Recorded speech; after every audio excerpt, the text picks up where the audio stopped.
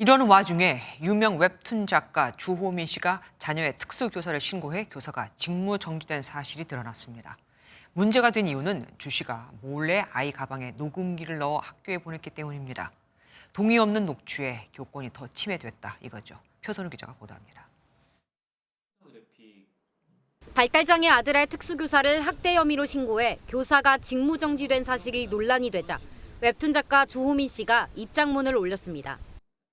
자녀가 특수학급으로 분리된 뒤 등교를 거부하자 상황을 확인하기 위해 아이 가방에 녹음기를 보낼 수밖에 없었다는 설명이었습니다.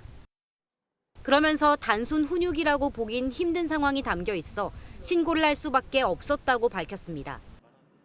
주 씨의 사례처럼 인터넷에 어린이집 녹음기, 학교 녹음기를 검색해보면 여러 형태의 녹음기가 검색됩니다. 이처럼 녹음기를 구매하는 학부모들이 생겨나면서 녹음기 등교가 교권 침해와 공익 목적 중 어느 것에 해당하는지 논란이 일고 있습니다.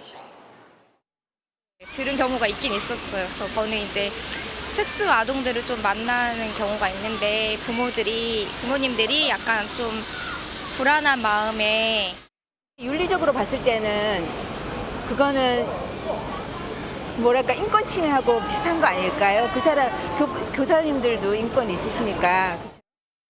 통신보호비밀법상 공개되지 않은 자리에서 타인 간 대화를 녹음하는 행위는 불법인데 일부 재판에서 교실을 공개된 공간으로 판단해 녹취가 증거로 인정되기도 했습니다. 하지만 아직 판례가 만들어지지 않아 교무실이나 화장실 등 장소에 따라 다르게 해석될 여지도 있습니다. 교무실의 경우에는 공개되지 않은 장소로서 처벌받은 판례도 있고요. 개별 사안마다 그것이 공개된 장소인지 공개된 상황인지 확인해 봐야 될 겁니다. 아이가 직접 녹음 버튼을 눌렀다면 몰라도 주호민 씨 경우처럼 아이가 녹음 사실을 몰랐다면 녹취 자체가 교사와 아이 모두의 인권 침해에 해당할 수도 있다는 지적입니다. MBN 뉴스 표선우입니다. 안녕하세요. 김주하입니다. 공정하고 신속한 MBN 뉴스 유튜브를 통해서도 만나보실 수 있습니다. 특히 더 많은 뉴스와 라이브를 보고 싶으시다면 오른쪽을 눌러서 구독하시면 됩니다. 어렵지 않죠?